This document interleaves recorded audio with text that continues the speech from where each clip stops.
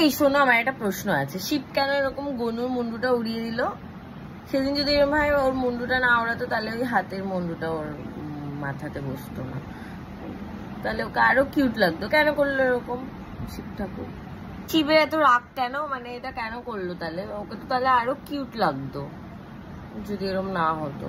যদিও এখনো কিউট লাগে গনুকে, কিন্তু যদি এটা না করতো আর একটু ভালো লাগতো তো ওকে। গনু তোর মার আদেশই পালন করছিল, কি হয়েছে? একটু ঢুকতে দিত না, একটু ওয়েট করতো, পরে ঢুকতো। এত কিসের তাড়া ছিল বউকে দেখার? তো ওর রাগটা একটু তো সংবরণ করতে পারতো। ফ্যামিলির মধ্যে সবার মানুষের মতো মুখ, শুধু ওর একার হাতির মতো মুখ। কেমন লাগে? যে যাই বলো তাই বলো, গনুকে কিন্তু সবচেয়ে কিউট লাগে, তাই না? শিব তো জানতো না যে এটা ওর ছেলে। পরে নিশ্চয়ই ওরও খুব খারাপ লেগেছে যে ও এরম করেছে।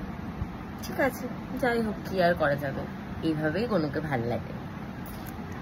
কি কিউট বাবা রে বাবা। Happy birthday Gonu.